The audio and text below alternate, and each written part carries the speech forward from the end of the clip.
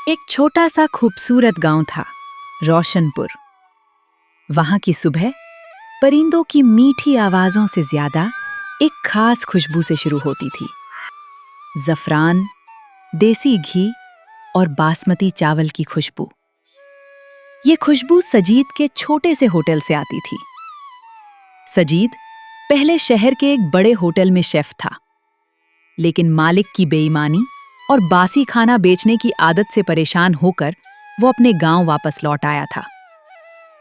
सजीद का एक ही उसूल था, कम पैसा कमाओ लेकिन लोगों को शुद्ध और ताजा खाना खिलाओ। उसका छोटा हेल्पर काशिफ भी बहुत वफादार था। काशिफ, जल्दी से चावल छालो, दोपहर के ग्राहक आने वाले हैं। कोयल की आंच धीमी रखना, बिरयानी दम पर अच्छी बनती है। उस्ताद, आप फिक्र मत करें। आज चावलों और मसालों की खुशबू इतनी जबरदस्त है कि रास्ते से गुजारते लोग भी होटल की तरफ आ रहे हैं। साजिद की मटका बिरयानी पूरे इलाके में मशहूर हो गई। गांव के इंसाफ पसंद चौधरी साहब जब भी वहां से गुजारते एक प्लेट जरूर खाते। चौधरी साहब ने कहा कि वो साजिद बेटा, ऐसा जायका तो शहर के बड़े रेस्टोरेंट्स में भी नहीं मिलता।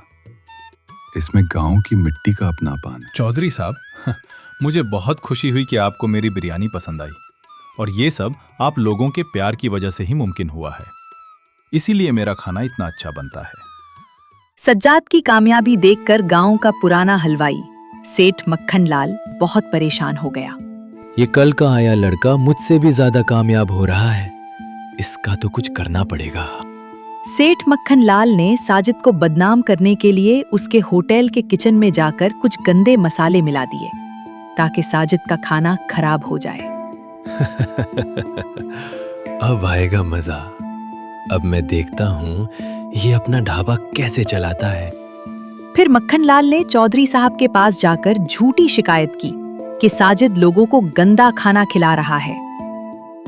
जब पंचायत होटल पर पहुंची, सबने खाना खाया और कहा, अरे छी छी, इतना गंदा खाना तो कोई जानवर भी ना खाए। और साजिद, तुमसे हमें ये उम्मीद तो ना थी कि तुम इतना गंदा काम कर सकते हो। अब तुम्हारा फैसला तो कल पंचायत में सब लोगों के सामने होगा। मक्खन लाल ये सब चुपचाप देखता रहा और बोला कि अब आया ना मजा। अब सब उसको गांव से निकाल देंगे और इस गांव में सिर्फ मेरी दुकान चलेगी। अगला दिन जब पंचायत में सब लोग इकट्ठा हुए सजीद को गांव से निकालने के लिए, तभी मक्खनलाल बोला, मुझे तो शुरू से ही साजिद पर शक था कि ये खाने में कुछ गंदा मिलाता है। और वैसे भी ये जितना मासूम दिखता है असल में है नहीं। जरा देखो, इसने सबको गंदा खिलाया है। उसी वक्त गांव का एक लड़का कानव आगे आया और सच बता दिया। इसमें सजीद भाई का कोई कसूर नहीं। मैंने कल मक्खनलाल को खुद उनके किचन में कुछ मिलाते हुए देखा था। ये सब इसी ने किया है। ये सुनकर मक्खनलाल का चेहरा पीला पड़ गया। मुझे माफ कर दो। मैंने जो भी किया उस पर मुझे सच में शर्मिंदगी है। अब मैं कभी ऐसा नहीं करूंगा।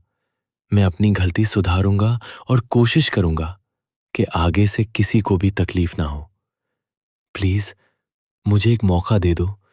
मैं सब ठीक करना चाहता हूं। लेकिन गांव वालों ने उसकी बात पर यकीन नहीं किया और उसे गांव से निकाल दिया। चौधरी साहब ने साजिद से कहा, हमें माफ करना बेटा, हमने तुम पर गलत शक किया। और साजिद ने सबको माफ कर दिया। उस दिन के बाद साजिद का ढाबा और भी ज्यादा मशहूर हो गया और पहले से भी ज्यादा अच्छा चलने लगा।